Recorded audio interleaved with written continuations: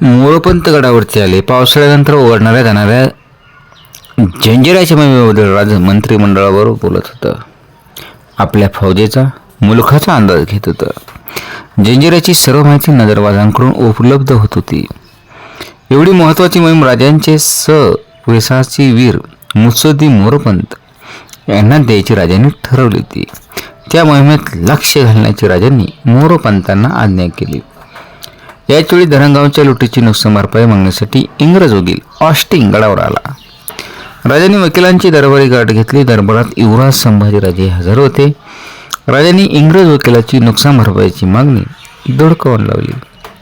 Austin निराश होऊन गडाखाली उतरला. गडाची विवेकसभा खलबतखाना दररोज रंगत होता.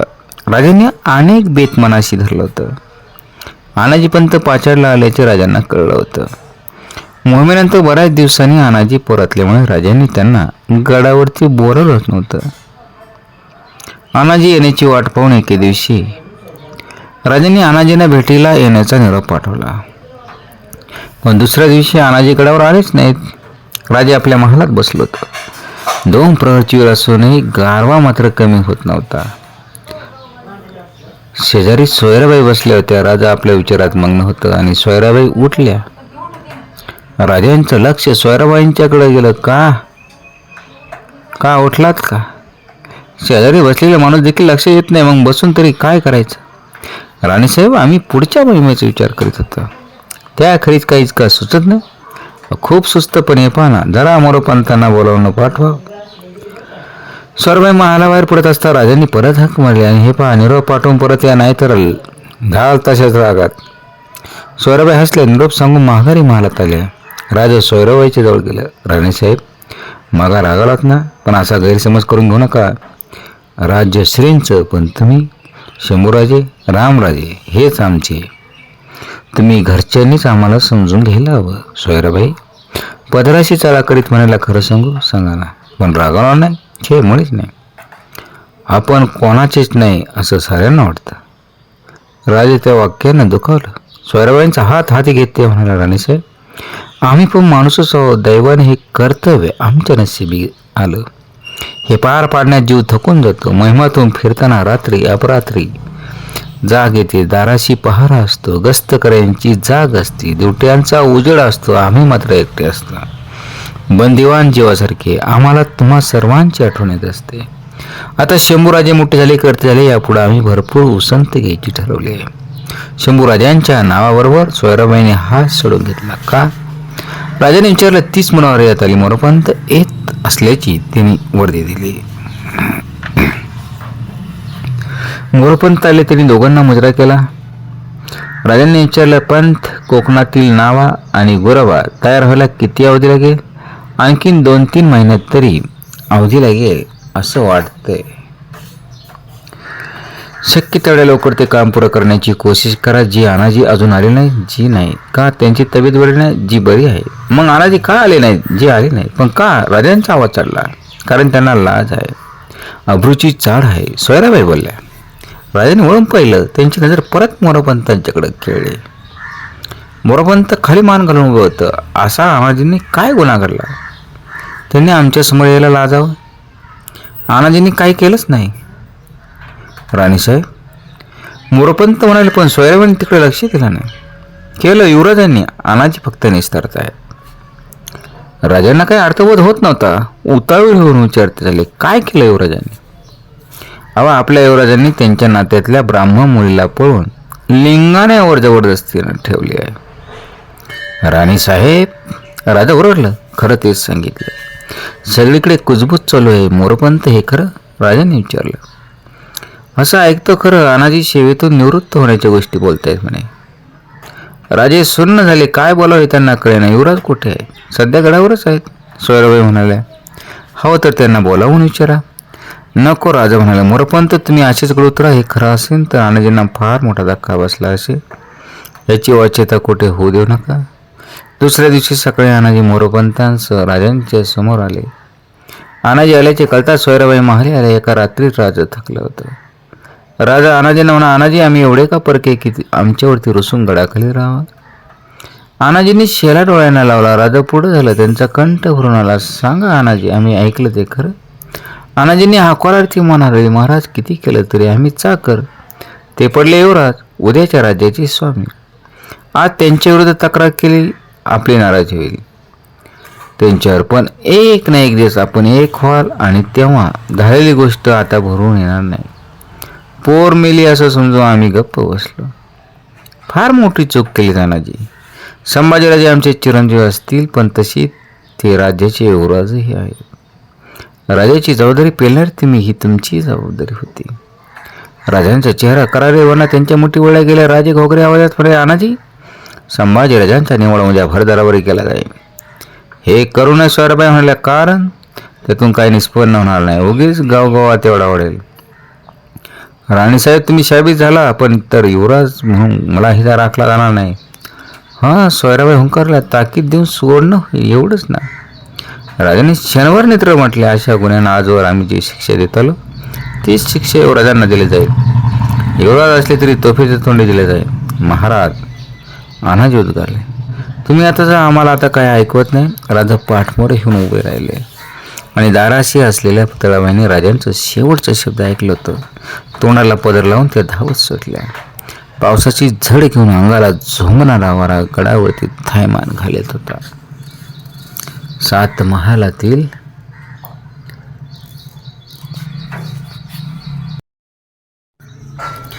महालातील आपल्या माला सोयराबाई हाती विणकाम घेऊन बसल्या होत्या. दासी वारा ढळत होत्या. बाळ राजाराम धावत महालात आला. आईसाहेब, दादा महाराजांकडे जाऊ? काय नको जायला, बाहेर खेळा. हिरमुसले म्हणून राजाराम बाहेर गेले. असली पोरं पोटाला असल्यापेक्षा नसलेली बरी. साऱ्या वाड्याभर बोलवा गेल्या. दाशी म्हणाल्या, आमासनी समजलं तवापासून घशाखाली घास उतरना. तरी मला संशय होता. दिवसा दुपारी रात्री बेरात्री एवढाच गड उतरू लागले. तेव्हाच मला संशय आला, पण सांगणार कोणाला आणि ऐकणार कोण? अचानक सोयराबाईंचं बोलणं थांबलं. महालात पुतळाबाई येत होत्या. त्यांना पाहून सोयराबाईंच्या चेहऱ्यावर विजयाचं असं प्रकटलं. कोण? धाकट्या राणीसाहेब. बऱ्याच दिवसांनी वाट चुकला. पुतळाबाईंना जे गेल्या थोरल्याबाई, माझा ऐका, पार पेटलं नाही तवर हे विझवायला हवं. पेटायचं राहिलंय काय? तुम्ही सांगितलं तर. कोण? मी बाई काय सांगणार? तुमच्या आज्ञेत जेवढे आहेत तेवढे आमच्या आज्ञेत नाही. पुतळाबाईंनी दासींच्याकडे पाहिलं. तटकन येऊन गेला. डोळ्यात अश्रू आणून पुतळाबाई म्हणाल्या, युवराजांची चूक झाली खरी, पण ती सावरून नको का घ्यायला? घ्या ना मोठ्या बाई, मी तुमच्या पाया पडते. पुढच्या लेकराची तुम्हाला शपथ मागे घ्या. लाज नाही वाटत? त्या उंडग्या पोरासाठी मला शपथ घालता? माझ्या लेकराची? पुतळाबाईंचा संताप उपळला. उंडग्या पोरासाठी नव्हे, तुमच्या माझ्या कपाळीच्या कुंकवासाठी शपथ घालते. बाई, त्यांना ते सहन व्हायचं नाही. भारीच कळवळा दिसते तरी बरं, पोटाला पोर नाही बाई. गावाचा उगीच नसती लुडबुड करू नका. जाते मी बोलवलं नव्हतं. पुतळाबाई संतापताच महालाबाहेर पडल्या. दाराशी अंग चोरून उभे असलेल्या दाशी हात आल्या.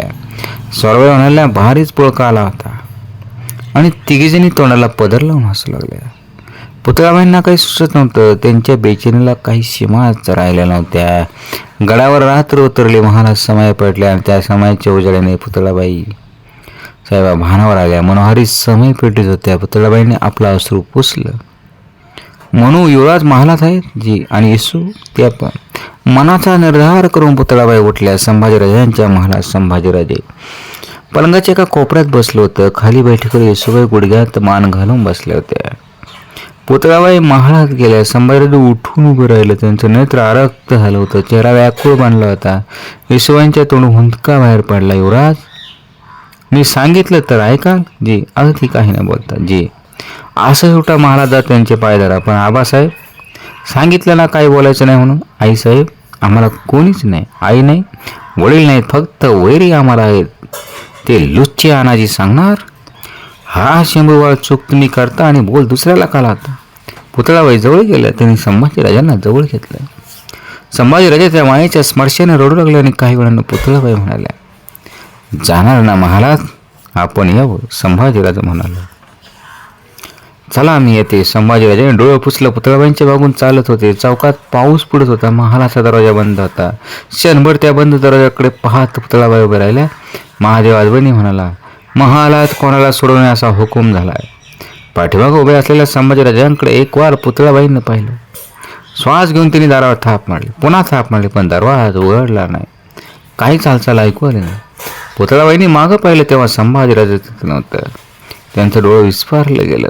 चौकातून भिसत जाणाऱ्या संभाजीराजांची पाठमुळे आकृती अंधुकपणे नजरेत आली आणि संभाजीराजे मात्र दिसेनाशी झाले. दिवस उजाडला पण सूर्यदर्शन घडलं नाही. पावसाची झिमझिम चालू होती. वाड्यात एवढी वर्दळ असून वाडा कसा शांत भासत होता. राजा नित्यप्रमाणे उठलं, स्नानपूजा आटपून आपल्या महालीच बसलं होतं. महालाकडे जायचं कोणाची छाती होत नव्हती. दिवस वाढत होता. दप्तरखान्यात आनाजी, निराजी, मोरोपंत इतर मंत्रिमंडळ हजर झालं होतं.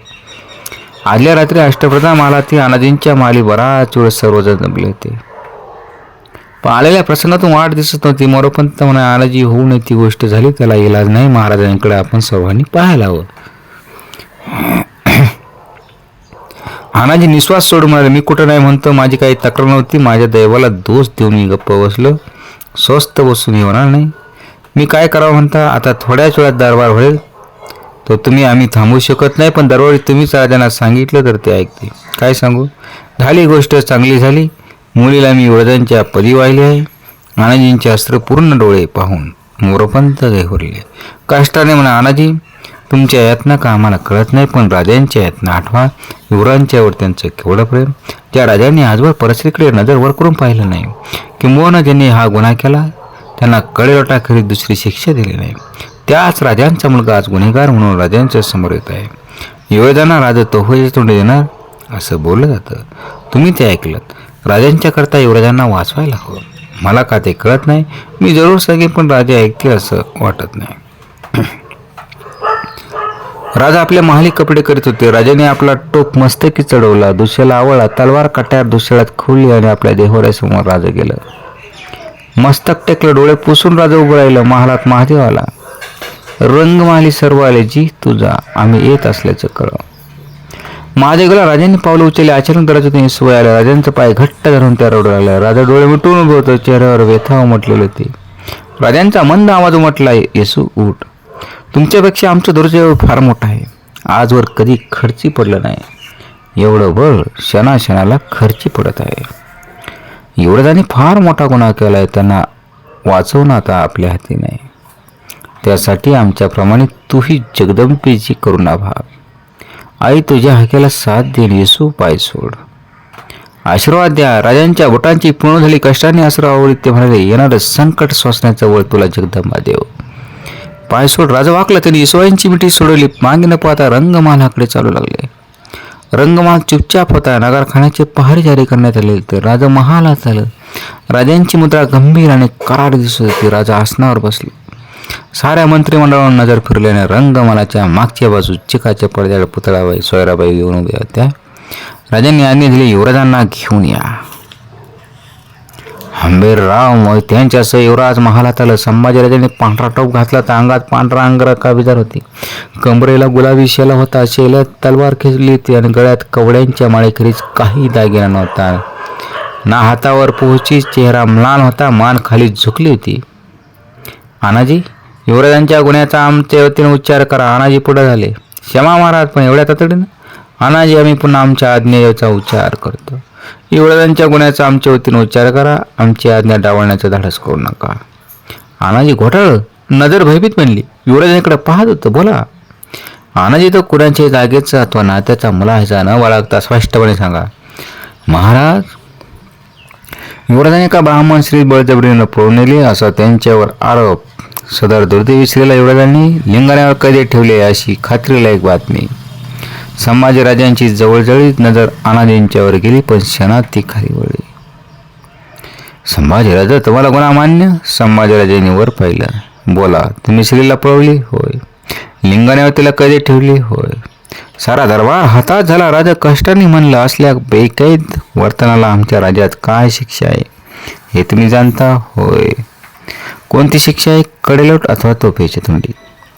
हे माहीत असता तुम्ही कर्म करून हसलात? संभाजीराजांची नजर उंचावली गेली. डोळे कोरड होतं, पण त्यात व्याकुळ भाव समजला होता. महाराज, या आपल्या दरबारात आम्ही नुसते गुन्हेगार म्हणून जर उभे असू तर आम्हालाही काही सांगावं असं वाटतं. खामोश, राजा ओरडला. पापाचं समर्थन ऐकण्याचा रिवाज आमच्या कानाला नाही. हमीरराव मोहिते मुजरा करून पुढे झाले. क्षमा महाराज, युवराज सामान्य गुन्हेगार म्हणून आपल्या समोर आले. त्यांना आपल्या सफाईबद्दल बोलण्याची परवानगी मिळावी प्रार्थना आहे. हंबीररावांच्या धारिष्ठाने सारा दरबार थक्क झाला. राजा खिन्नपणे हसले. म्हणाले, हंबीरराव, आम्ही तुमची विनंती मान्य करतो. युवराज बोलू शकता. संभाजीराजाने आपली नजर परत उंचावली. म्हणाले, आम्ही ब्राह्मण विवाह स्त्रीला लिंगणावर ठेवली हे खरं, पण आम्ही तिला पळवून नेलंच नाही. आम्ही बळजोरीने आजवर कोणाला पळवलं नाही, ना कोणाला बलात्कार केला. आम्हाला हे आरोप मान्य नाहीत. याला पुरावा? हंबीररावाने विचारलं. तुम्ही त्या दुर्दैवी स्त्रीला विचारू शकता. हंबीरराव, युवराजांच्या धाडसाला हसावं की रडावे आम्हाला कळत नाही. पापाच्या ठाई एवढी दिष्टाई येते कशी हे आम्हाला कळत नाही. महाराज, अन्याय कुणाच्याही बाबतीत होऊ नये. चौकशी व्हायची तर पूर्ण व्हावी. युवराज आपले चिरंजीव आहेत म्हणून त्यांच्यावर अन्याय होऊ नये. साऱ्यांनी हंबीररावांच्या म्हणण्याला दुजरा दिला. ठीक आहे अनाजी, उद्या तुम्ही लिंगाणा गाठा. त्या मुलीला समजावून घेऊन या. आमच्या समोर तिला हजर करा. मग आम्ही युवराजांच्या बाबतीत अंतिम निर्णय घेऊ. दरबारचे सुटकेचे निश्वास बाहेर पडले, पण राजांची नजर संभाजीराजांच्यावर स्थिरच होती. काही असलं तरी युवराजांनी एका विवाह स्त्रीस नेऊन लिंगाण्यावर ठेवलं हा आरोप त्यांनाही मान्य आहे.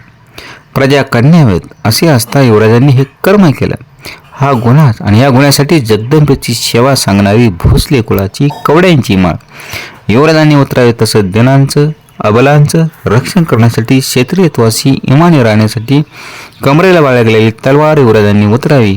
ही शिक्षा आम्ही युवराजांना देत आहोत. अनाजी, युवराजांची तलवार आणि माळ उतरून घ्या. अनाजी नकळत पुढे झालं. संतप्त संभाजीराजांनी तलवारीच्या मुठीवर हात ठेवला. डावा हात गळ्याशी खेळला होता. संभाजीराजांचा तलवारीवर पडलेला हात बघताच राजा हसण्यानं उठलं. राजा उठलेला पाहता संभाजीराजांचं भान हरपलं. डोळं भरून आलं आणि तलवारीवरची मूठ ढिली पडली. हाताचं बळ सरलं. राजा शांत पावलं टाकीत युवराजांच्या जवळ गेलं. क्षणात दरबारात कवड्या विखुरल्या गेल्या. फेकल्या गेलेल्या तलवारीचा आवाज झाला आणि आसनाकडे जावयास गेलेल्या राजांची आज्ञा साऱ्यांच्या कानावर पडली. याचा निर्णय लागेपर्यंत युवराजांना गडाचे दरवाजे बंद राहतील. त्या मनस्तापात राजा आपल्या महालात गेले. पाठोपाठ पुतळबाई महालात आल्या. त्या आलेल्याची जाणीव राजांना होती, पण त्याने मागे वळून पाहिलंच नाही. संतप्त पुतळाबाईंना विचारलं, झालं समाधान? त्या पोराला कोणी विचारणार नाही. त्याची आई नाही, मासाहेब नाहीत, कोणाचा आधार नाही. राणीसाहेब, राजा कळवळलं. युवराजांचा गुन्हा तुम्ही विसरता. चूक कोणाची होत नाही. ही चूक अक्षम्य आहे. चूक त्यांचीच नाही, आपली आहे, आमची. निर्धाराने पुतळाबाई म्हणाले, मासाहेब होत्या तोवर कधी त्यांच्या हातून आगळी घडली? मासाहेब गेले आणि त्यांच्यावर कोणाचंच लक्ष राहिलं नाही. युवराज कुठं हिंडतात, कोणावर फिरतात याची काळजी कोणाला होती? रानमाळ फिरणारा तरुण पोरते त्याची गत हीच व्हायची. राणीसाहेब, खुर्द वडिलांनी टाकलं, आता त्या पोरानं काय करावं? युवराजांचा गुन्हा घडला. मी नाही म्हणत नाही, त्याची चौकशी करायची होती. आज तर सुखी काय थोडे होते, पण युवराजांना दरबारात उभं केलं. उद्याच्या राजाचे मालक ते, त्यांची काय इज्जत राहिली? राजा व्याकुळ होऊन म्हणाला, बोला. थांबलात का? मी कशाला बोलू? पुतळवांच्या डोळे भरून आलं. मी त्यांची सख्खी आई थोडीच आहे. थोरल्या राणीसाहेब असत्या, महासाहेब असत्या, त्यांनी होऊ दिलं नसतं. आपण नुसते राजे आहात. तिथं पोराला जागा नाही, रक्ताला किंमत नाही. बस करा राणीसाहेब. पुतळाबाईंनी पाहिलं. राजांची आरक्त नजर त्यांच्या नजरेला फिरली होती. ती 10 नव्हता. कशाला आम्हाला दोष देता? हाच गुन्हा दुसऱ्या कोणी केला असता तर त्याची चौकशी न करता आम्ही त्याला तुफेच्या तोंडी दिलं असतं आणि चिकाच्या पडद्याडून तुम्ही मान्यतेची मानही डोलवली असती. पण सामोर होते शंभूबाळ, ते रूप विसरता येत नव्हतं. आज न्यायाशी आम्ही बेईमान झालो, रक्ताशी माही राहिलो. याचंच दुःख आम्हाला आहे. नुसतं रक्ताचंच नातं नाही राणीसाहेब, एक जात्या जीवाला आम्ही वचनबद्ध आहोत. आता तळहातावरच्या या फळावर फुंकर मारीत बसण्याकरीत आमच्या हाती काहीच राहिलं नाही. खोटा बोल आम्हाला लावू नका. राजा थकलं, बैठकीवर बसलं. राजांचं घायल रूप पुतळाबाईंना काय बोलावं कळेना. त्यांचा संताप कुठच्या कुठं गेला. राजांनी नजर वर केली. काल तुम्ही युवराजांना घेऊन माली आला, तो महालाचे दरवाजे बंद होते. उभ्या आयुष्यात आम्ही 2दा दरवाजे बंद करून घेतले. जेव्हा जगू नये असं वाटत होतं तेव्हाच, आणि काल आम्हाला तसंच वाटत होतं. पुतळाबाई राजांच्या जवळ बसल्या, रडू लागल्या. राजांनी आपला हात पुतळाबाईंच्या पाठीवर ठेवला. रडून संकट टळत नाही पुतळा, गप. जेवढं माझ्या हातून करता येईल तेवढं मी करीन, पण पुतळा नुसतं प्रेम करा म्हणून कोणी प्रेम करीत नाही, प्रेम दिल्याकरीत मिळत नाही आमच्या युवराजांना. तेवढंच जमत नाही. ईसुबाई बघा ना, बिचारी पोर यात मात्र होरपळून गेले असे.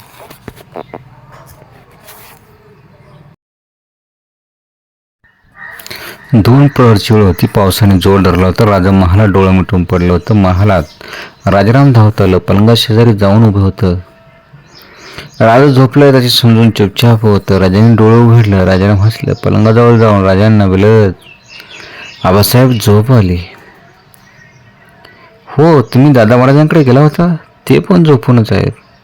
झोपून असायला काय झालं? सकाळ जगदीशरावकडे गेले होते. महालात येत सोयराबाई म्हणाल्या. राजा पलंगावर उठलं. सोयराबाईंच्याकडे पाहत म्हणाला, युवराजांना जायला तेवढी एकच जागा राहिली आहे. राजाराम राजांच्याकडे जावलं. भीतीयुक्त नजरेनं त्यांनी विचारलं, दादा महाराजांना तोफेची तोंडी देणार? राजा दचकलं. त्यांनी विचारलं, कोण सांगत होतं? राजारामाने सोयराबाईंच्याकडे पाहिलं. सोयराबाईंची नजर वळवली. राजा म्हणाला, हो. उभ्या जागी राजारामांचा चेहरा रडवा मानला. राजांनी त्यांना घेण्यासाठी हात पुढे केला. ते हात झटकायचे राजाराम वळले. बाळराजा रडणारे राजाराम वळले. ते ओरडले, गट्टी फू, तुम्ही सगळे वाईट आहात. आणि मोठ्याने रडत राजाराम महालाबाहेर गेला. राजा उद्गारलं, बाळराजांनी खरं तेच सांगितलं. सोयराबाई पदर सावरत उभी राहिल्या. महालात अनाजी हंबीरराव आलं. अनाजींची नजर झुकली होती. आलेरपणे राजाने विचारलं, मुलगी आली? जी नाही. हंबीरराव म्हणाला, काय झालं? अनर्थ झाला महाराज.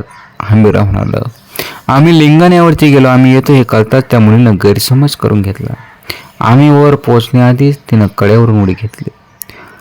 हर हर राजा उद्गारलं. राजांचं सारं बळ सरलं. मटकन खाली बसले. भरलेल्या डोळ्याने ते बोलले, हंबीरराव, फार वाईट गोष्ट झाली. आमच्या युवराजांचं निर्दोषत्व सिद्ध करू शकणारा एकुलता एक पुरावा नाहीसा झाला. हंबीरराव, युवराजांनी गड उतरू नये. आमच्या समोर तरी त्यांनी येऊ नये ही आमची आज्ञा त्यांना कळवा. आणि अनाजी झाल्या प्रकरण आमची मान खाली झुकले. आम्ही शरबंदी आहोत. गडावर अखंड धारा होतच होत्या. गडाची चारी बाजूने पाण्याची लोट अखंड सांडत होते. पावसाळा संपला, पण गडाचे कुंदावलेलं वातावरण निवळलं नव्हतं. युवराजांच्या आणि राजांच्या महालाची झालेली फारकत तशीच होती. संभाजीराजे गडावर एकाकी फिरताना दिसत, पण राजा महालात बसल्या बसल्या थकत होते. पावसाळा संपताच मोहिमांची तयारी सुरू झाली. राजांच्या फौजा साताऱ्याकडे दौडल्या. राजा एकटंच महालात असता मोरोपंत येत असल्याची वर्दी आली. राजांनी त्यांची भेट महालीच घेतली. मोरोपंताच्या बरोबर हंबीररावही होते. दोघांनी मुजरं केलं. राजाने विचारलं, मोरोपंत, काय खबर? सोंदेच्या दरबारातून पत्र आले. दिल्या वचनाप्रमाणे सोंदेच्या राणीनं आपल्या दरबारी आमच्या वकिलांना ठेवून घेतलंय. सोंदे दौलतीस मिळाले, पण बेदनूरकर मात्र दूरच राहिले. आपला आरमार जंजिराला गोळा होत आहे. ठीक, या मुद्दीत कल्याणीकडे एकदा जाऊन यावं असा विचार आहे. या ना, तुम्ही निर्णय केलात की तो पारकायचं काय कारण? बरोबर, मदत म्हणून कोण हवेस तर त्यांना घेऊन चला. हंबीररावांना घेऊन जाणार का? जी नाही. कोणाला न्यायचं म्हणत आहे? मोरोपंतांनी राजांची नजर चुकीत सांगून टाकलं युवराजांना. राजांच्या चेहऱ्यावरचे सर्व भाव एकदम बदलले. डोळ्यात ते वेगळी छटा उतरली. राजांची ती नजर मोरोपंतावरून हंबीररावांच्याकडे वळली. दोघंही खाली पाहत होते. राजांच्या तोंडून निश्वास बाहेर पडला. बैठकीवरची गिरजी मांडीवर घेत म्हणाले, मोरोपंत, तुम्ही आम्हाला कोण समजता? दोघांची नजर राजांच्याकडे वळली. आम्हालाही भावना आहेत. आम्ही माणूस आहोत. शिक्षा युवराजांना झाली नसून ती आम्हाला झाली. युवराजांना पाहण्यासाठी आमचा जीव तडफडतो. परवा आम्ही जगदीशरावकडे गेलो होतो. देवालयाने जे काय आम्ही गेलो आणि भवानी टोकाकडे जात असलेले युवराज आम्हाला दिसले. आम्ही येतो हे कळताच ते भवानी टोकाकडे गेले. पाठ मोरा युवराजांकडे पाहून केवढं दुःख झालं ते कसं सांगू. देवालयाजवळ जाऊन आम्ही दर्शन न घेता तशीच माघारी आलो. सारेच आम्हाला पारखे झाले. येसू पूर्वी आबासाहेब म्हणून धावत यायची, हट्ट करायची, खुद्द संभाजीराजांचा अधिकार गाजवायची. पण हे प्रकरण झालं आणि ती पोर एकदम मुकी झाली. येते पाया पडते, जाते, बोलायला गेलं तो टक उत्तरे मिळतात. गुन्हा केला युवराजांनी आणि शिक्षा मात्र भोगतो आम्ही. म्हणूनच युवराजाने एक वेळ माफी व्हावी. राजांचा जीव कसा झाला, माफी कशाबद्दल, आमच्यावरही राजांची जबाबदारी. तर आम्ही हे कदाचित सहन केलं असतं. संभाजीराजे आमचे चिरंजीव आहेत, तसेच ते भावी राजाचे धनी पण आहे आणि त्या कल्पनेत आमचा जीव कातर झाला आहे. मोरोपंत ऐकत होते. राजा उठलं. मोरोपंताच्या जवळ आलं. मोरोपंतांच्या खांद्यावर हात ठेवतोय. मोरोपंत, आता राजाचे निर्णय तुम्हा लोकांच्या हाती. त्याला आम्ही आड येणार नाही आम्ही तुमच्या भावना जाणतो, हेतूही जाणतो. त्यासाठी संभाजीराजांना मोहिमेवर घेऊन जाण्याचं काही कारण नाही. आजपासून त्यांना गडाचे दरवाजे मोकळे. आमचं कोणतेही बंधन त्यांच्यावर नाही. शक्यतो लवकर आम्ही साताऱ्याला जायचा विचार करीत आहोत. अनाजी मारत आले. त्यांची चिंताक्रांत मुद्रा पाहून राजाने विचारलं, अनाजी काय बातमी? बातमी चांगली नाहीच आहे राजे.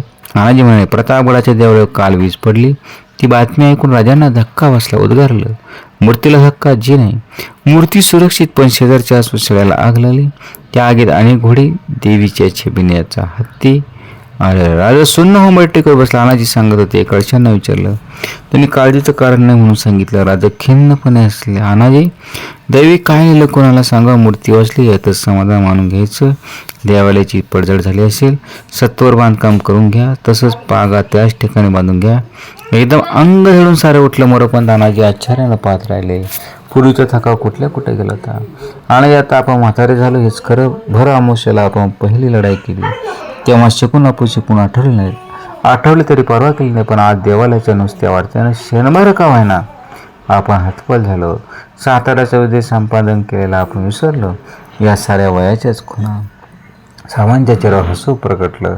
चला अनाजी सुधरे जाऊ. खूप गोष्टींचा आज निर्णय करायचा आहे. आम्ही साताऱ्याला जाण्याआधी सर्व निश्चिंत करायला हवं. आपल्याला साताऱ्याला जायची काय गरज? अनाजीने विचारलं. अनाजी, आता तुम्ही तिघेजण मोहिमेवर जाणार. हाती आलेला कोल्हापूर, पन्हाळा, सातारा, परळी या जागा सुरक्षित करून घ्यायला हवे. आदिलशाहीत मोठा बेबनाव सुरू आहे. ही पावलं कशी पडतात ते पाहून हालचाल करायला हवी. त्या खरीच जंजीर मोहीम आहे. या सर्वांना जर ठेवायला सातारा हेच ठिकाण आम्ही निवडलं आहे. राजमहालाबाहेर आवडलं. पाठोपाठ हंबीरराव, अनाजी, राज सगळे बोलत चालत होतं. नया मोहिमेच्या वाटा त्यांना दिसत होत्या. अशा प्रकारे छत्रपती संभाजीराजे यांच्यामध्ये एक सर्वात मोठं प्रकरण आलं खऱ्या अर्थाने. एक ब्राह्मण स्त्री मात्र त्यांनी लिंगाण्यावरती ठेवली. पहिलं गोदावरी प्रकरण, नंतर एक ब्राह्मण स्त्रीस मात्र ठेवलं. ही नेमकी स्त्री कोण हे मात्र खऱ्या अर्थाने बखरकरांनी यांनी सांगितलं नाही. का ती गोदावरीच होती हे बी काही नाही. शेवटी इतिहास हा इतिहासच असतो. काही गोष्टी फक्त गोष्टीरूपातच राहतात, काही त्यामध्ये गवले बी जातात. पण शेवटी मात्र एक निष्कलंक असणारे संभाजीराजे यांच्यावरती मात्र एक खऱ्या अर्थाने मंत्र्यांनी शिंतोडे उडवले हे मात्र नक्की. काही असो, परंतु छत्रपती संभाजीराजे यांनी धर्मासाठी दिलेला लढा, आपलं बलिदान हे मात्र पिढ्यानपिढ्या मात्र हा देश आणि हे हिंदुत्व मात्र कधीच विसरू शकणार नाही. जय भवानी, जय शिवराय.